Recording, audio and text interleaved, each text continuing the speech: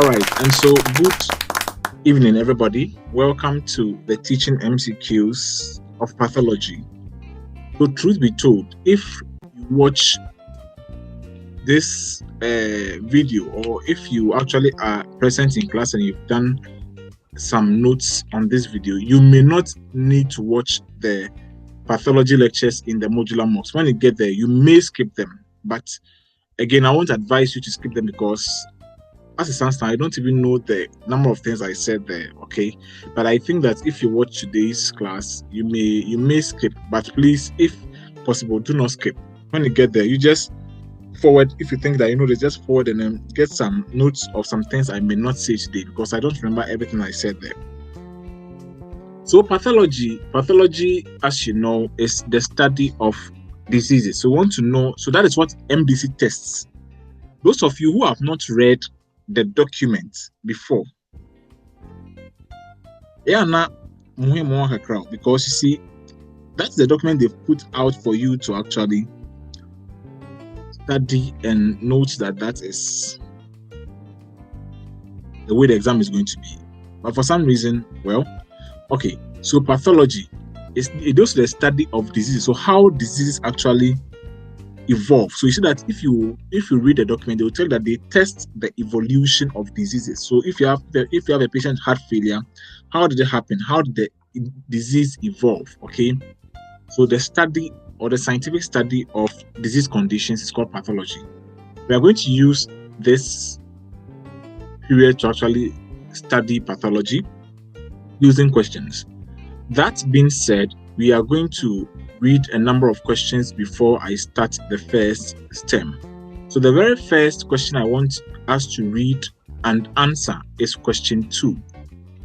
Abina Yeboah, kindly do us the honors of reading question 2.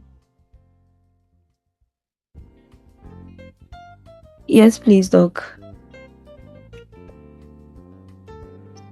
Okay. A 3-week-old female neonate is brought to the pediatric emergency with difficulty breathing and cyanosis. Saturations were 88% and fingers looked clapped. Plain chest radiograph shows a boot-shaped heart. Echocardiogram shows a pulmonic stenosis. Which of the following cellular adaptations is responsible for what will be seen in the right ventricle? A.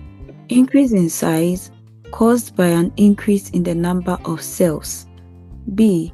Increase in size caused by increase in the size of the cardiac cells. C. Change in the ventricle due to replacement of a differentiated cardiac tissue by another. And D. Decrease in size due to decrease in the mass of the cardiac cells.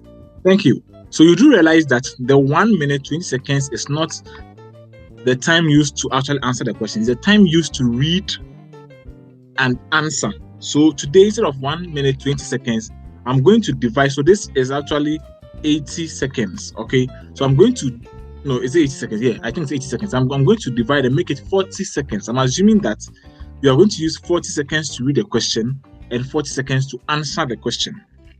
Okay, so today, instead of 1 minute and 20 seconds, I'm going to make it 40 seconds just to be realistic. You know what we want to do. We want to be as realistic as as possible.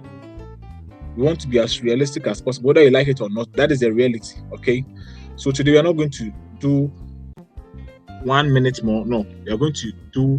So it's 1 minute 20 seconds to read the question and answer. So I'm going to assume you're going to spend half to read the question and then half to answer the question.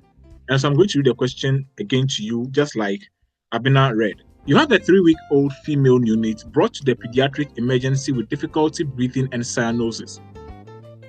Saturations were 88% and the fingers looked clapped. Plain chest radiograph shows a boot-shaped heart. Echocardiogram shows pulmonic stenosis. Which of the following cellular adaptations is responsible for what will be seen in the right ventricle? A. Increase in size caused by an increase in the number of cells. B. Increase in size caused by increase in the size of the cardiac cells. C. Change in the ventricle due to replacement of a differentiated cardiac tissue by another. D. Decrease in size due to decrease in the mass of the cardiac cells. In 40 seconds, decision time. Go.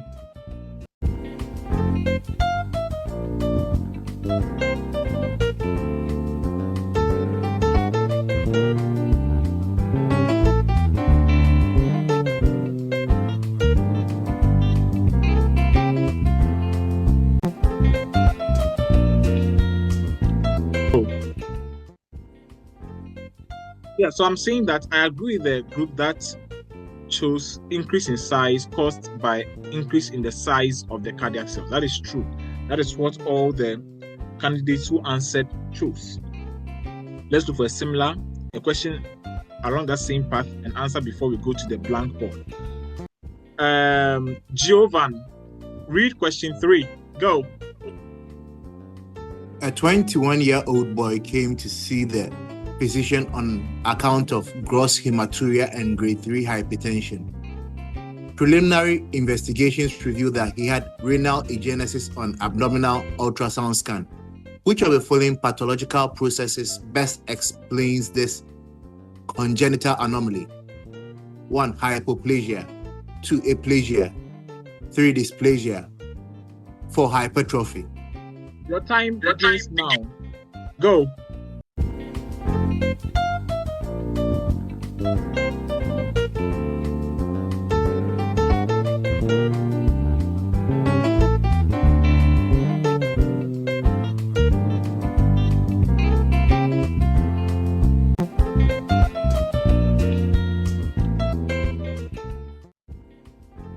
Yes, so the group that chose aplasia, I agree with you. That is the answer. How would we know? We'll discuss. So let's move on. A female voice. Mavis Owusu, kindly read question 4.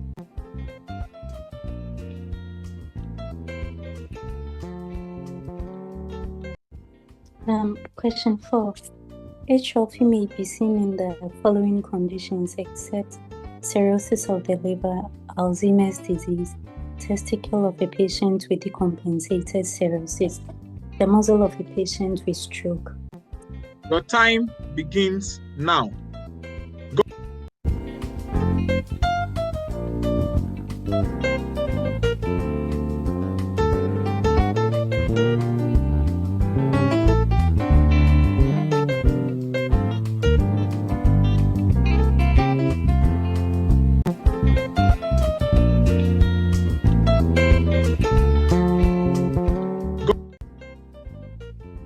I agree with the group that chose cirrhosis of the liver. Why?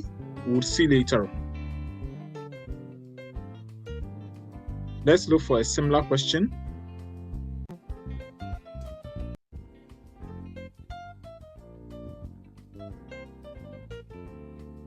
Question 11. Prosper, can you hear me? Prosper, can you hear me? Prosper.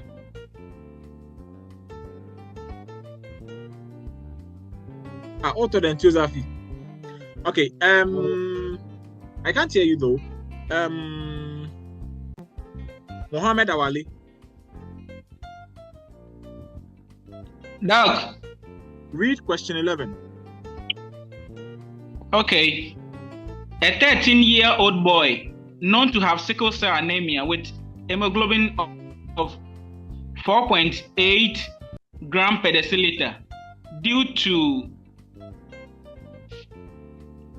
hyperhemolytic. Okay. Due to hyperhemolytic is admitted to the pediatric hyperhemolytic crisis. He was transfused. Hyperhemolytic crisis is admitted to the pediatric ER.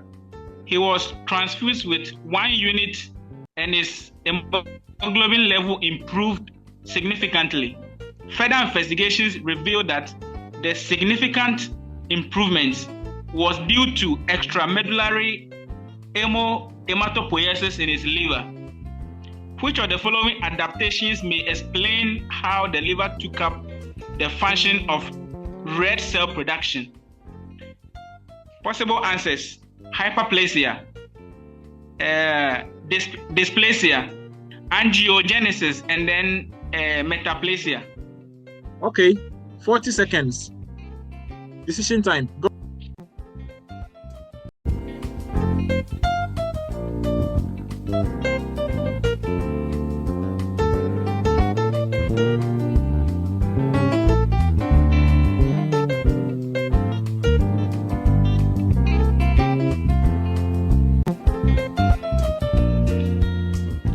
Decision time. Go. Yes, only one person got this answer, and I would wish her to explain why she chose the answer.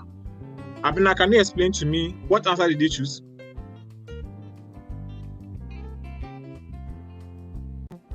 Abina Yeboah. Please, Doc, I chose metaplasia. Do you want to explain, or you were saved by grace? I can't really explain. So you were saved by grace. Fortunately for you, that is the answer. We will get to know why. Let's move on. Metaplasia. We'll come back. Let's move on. Question 13 will be read by Pascaline. Read question 13. Okay, Doc. Question 13. Squamous metaplasia may be seen in the following clinical situations, except A. Cervical cancer, B. Endometrial cancer, C. Adenocarcinoma of the esophagus, D. Bronchial carcinoma. The time begins now. 40 seconds.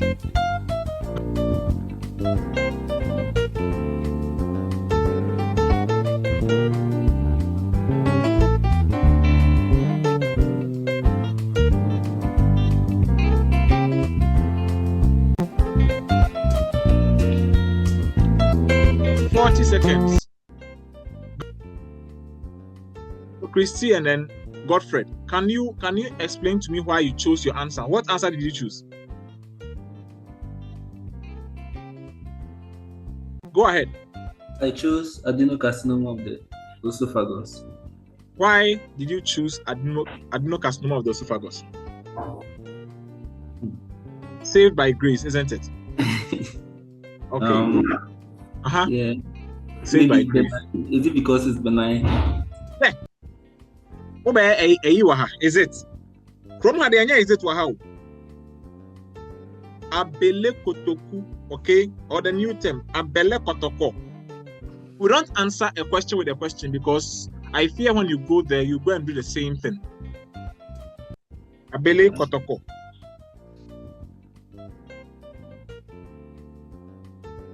Chrissy, can you explain why you chose? Yes.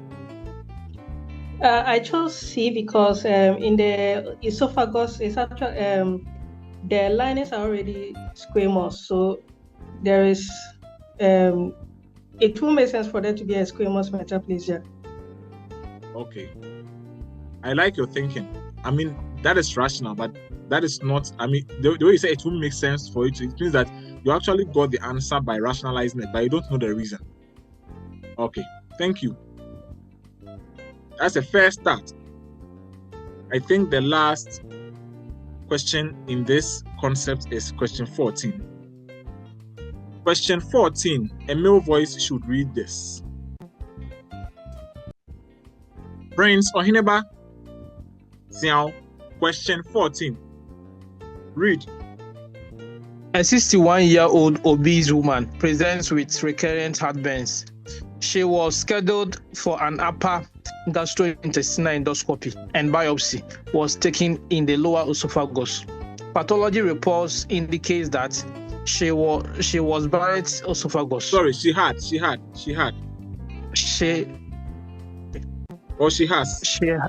has. Barrett's esophagus. Which of the following processes best explain these pathological findings? 1. Aplasia. 2, hyperplasia. 3, dysplasia. 4, metaplasia. Your time starts now. 40 seconds. Go.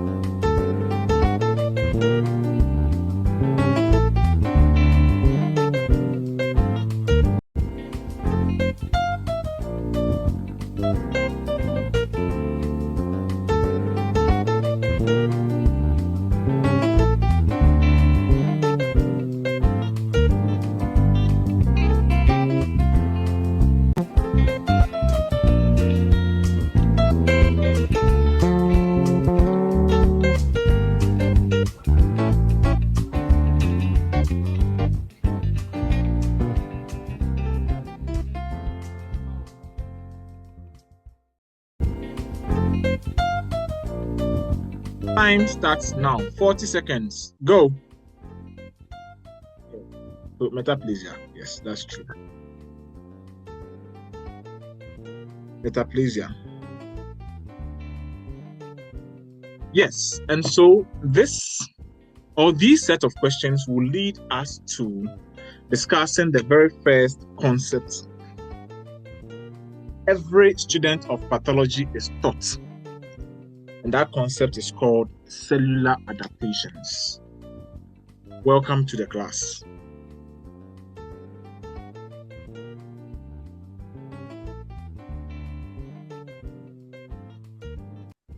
Your job as a clinician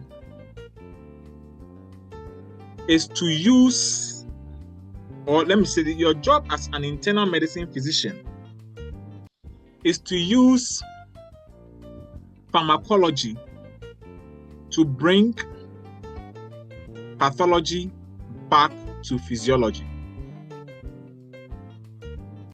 The job of the physician is to use pharmacology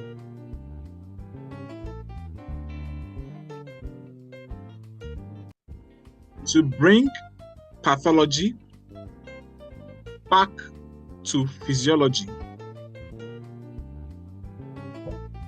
To be able to understand the pathology of a condition, you need to actually understand anatomy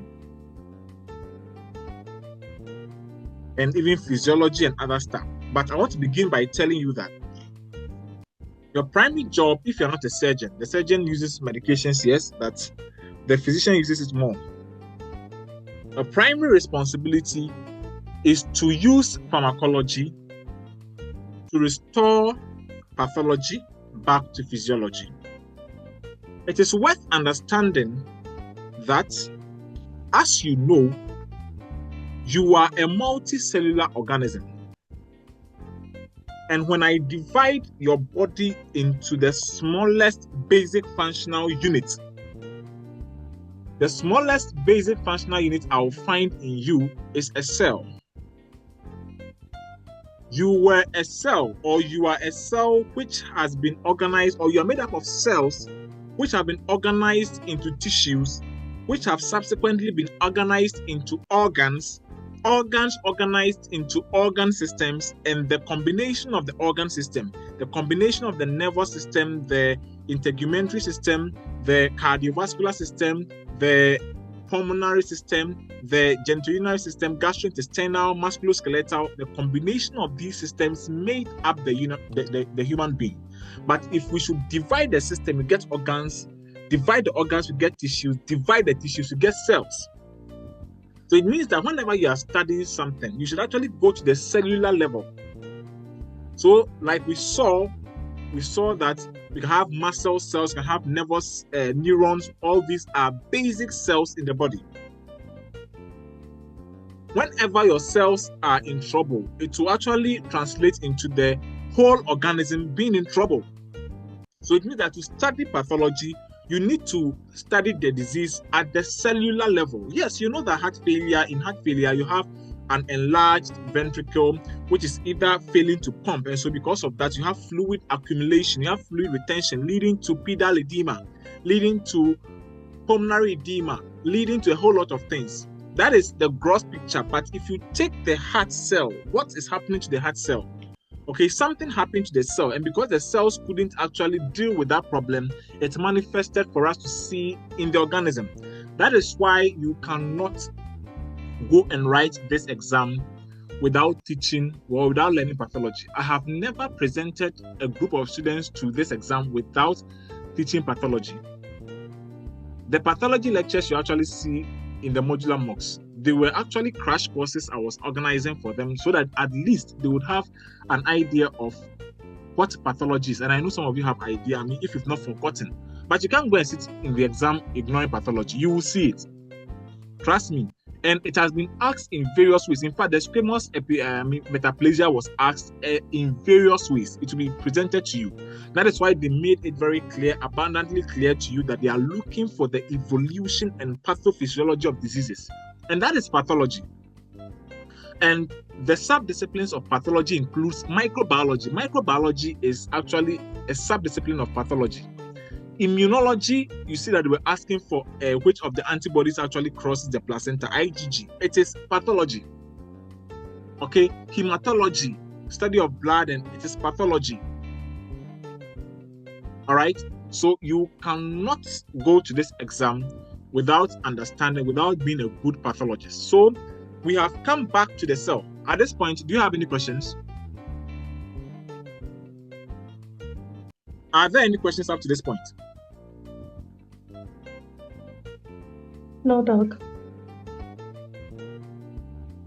A cell is the basic unit of life. You are alive because your cells are alive. Your cells die, you are dying. So when a condition is come to cause disease in the human being, it first deals with it or with the body at the cellular level. As far as pathology is concerned, just like we mentioned this term in environmental health, you remember that when we were treating environmental health, we spoke about stresses. Do you remember? Stressor. Do you remember? A stressor is anything that has the potential of causing harm. Okay? As far as pathology is concerned, anything that has the potential of causing harm to the cell, okay, either anatomically or functionally, is a stressor. Are we good? So examples of stressors would be what? Lack of oxygen or hypoxia. Hypoxia can actually result or can actually impair cellular function. And so hypoxia or hypoxia situations are stresses. Hypoxia can result from ischemia, infarction. They are all stresses. Another stressor is a microbe or a pathogen or an infectious particle. So bacteria, fungi, viruses, parasites are all stresses. Once you can actually enter the cell and then cause it to change its anatomy and function, you are going to cause disease, because you see, God has designed the cell to actually function normally. Once something actually goes to disrupt this function, it results in disease. Every cell has got a function. Disrupt the function, you cause disease. The liver cells have the function of conjugating bilirubin. They have the function of producing lipoproteins. They have the function of producing albumin.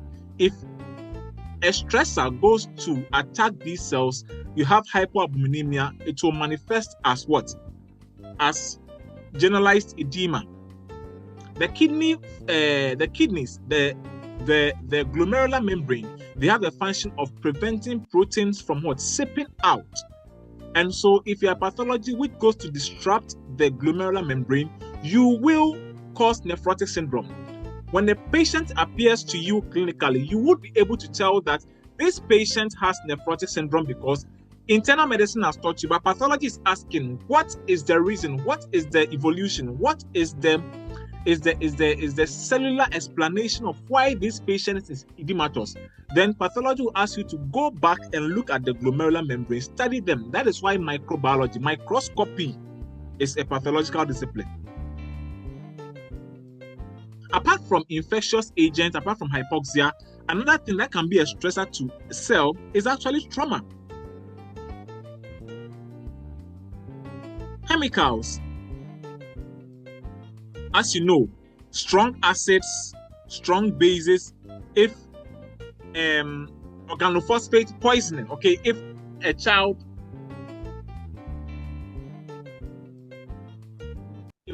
ingests a poisonous substance, let's say a corrosive, you see how it can actually corrode the esophagus and cause esophageal stricture, which will later lead to dysphagia. At your clinic or in your consulting room, this child will be brought to you with dysphagia. You take the history, realize that he had taken a chemical which had caused esophageal stricture. Pathology is asking, how did it happen? Not like how the child take the chemical. No, maybe that one is a social issue. Pathology is asking, how did the chemicals actually bend the esophagus to cause scarring? That is where you learn about acute inflammation, which will subsequently cause chronic inflammation, which will result in fibrosis. And so because of that, there was esophageal stricture. So the esophageal stricture is just the face view. The pathologist is asking, how did the disease evolve? Pathophysiology. Apart from chemicals, another thing that can serve as a stressor, when I say stressor, again, I'm talking of anything that can disrupt cellular function, is radiation. Radiation. If you have someone who has a breast CA going to do maybe radiation therapy, and you have the radiotherapy or the radiation is actually causing pericarditis, the pathologist is asking, how did the radiation destroy the pericardium?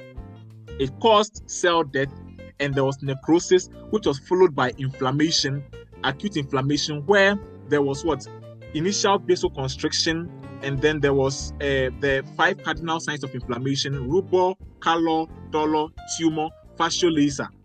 That is the work of the pathologist. Yes, the patient will come with a pleuritic chest pain, which is worsened when a patient lies flat, but improves when a patient leans forward. That is not what the pathologist is interested in. The pathologist is asking, how did the radiation result in all this? It resulted in all this because the radiation caused necrosis of the pericardial cells. Because there was injury, inflammation is defined as the vascular response to injury of a living tissue.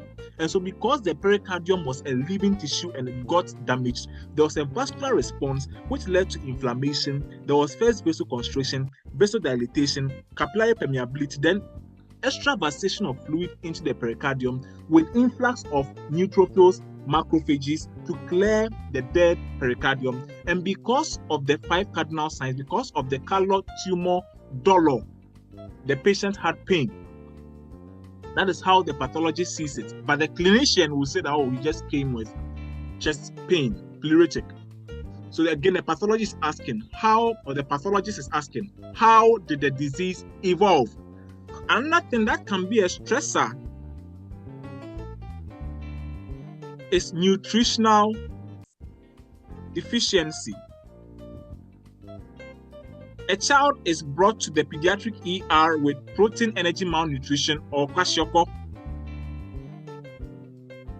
What you as a clinician sees is that you have a patient with edematous malnutrition. There is dermatosis, the child is lethargic, the Z-score for weight for age or a height for age is below -3 Z-score. You are doing your own thing, but the pathologist is asking, so how did low consumption of protein result in all this? It resulted in this because the liver is responsible for producing proteins and it needs some amino acids. Amino acids are the building blocks of proteins, and we have some amino acids which are essential amino acids, meaning that they need to be consumed before they can be used. The liver cannot, or the body cannot synthesize those amino acids. So because the child was not eating, we lacked those essential amino acids, and since those essential amino acids actually form part of the albumin molecule, the liver was not able to produce the albumin.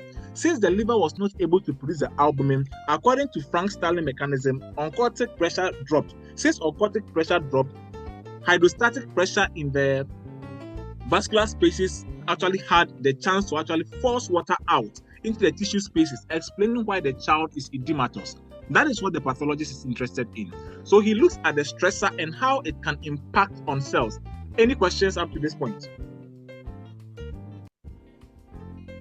I know it feels I'm preaching, but I hope I'm making sense. Yes, John. Okay. And so the question is, So is it that when the stressor comes, the cell always succumbs, or what? You are a cell. You are supposed to perform a function in the body. Is it that once you see the stressor now, you succumb and you produce disease, or what? The answer is no. Whenever the cell is faced with a stressor, it first tries to adapt. That is what I'm come to discuss. When a cell, repeat after me, when a cell is faced with a stressor, when the cell is faced with stress. Hey, your friend is saying, your friend is saying, Mumuni. Kabio, why? Mr. Kabi, Mumuni, Kabi. When a cell is faced with a stressor, when a cell is faced with a stressor, it tries to adapt. It tries to adapt. It tries to adapt. It tries to adapt. But of course, it depends on the severity of the stressor. There are some stresses when they come, they just kill you. It's like how some ladies or men. See that there are some ladies or men, when they come to your life, they actually come to give you broken heart, but some actually come to give you stroke, isn't it? And here is you. Please hold on. It depends on the severity of the stressor. There's some men or some when they come to your life, they actually come and misbehave, but they actually give you the chance to actually adjust. So you actually will ask for you. I have actually seen how your tricks now, so you can adapt and then throw them away, kick them out. Some they come now, poof, you are gone. Okay. So some come to give you heartbreak for you to survive. Some also come to give you stroke, as you know. So, under a number of circumstances, the cells try to adapt. Okay. So let's look at the various cellular adaptations available. So let me end this.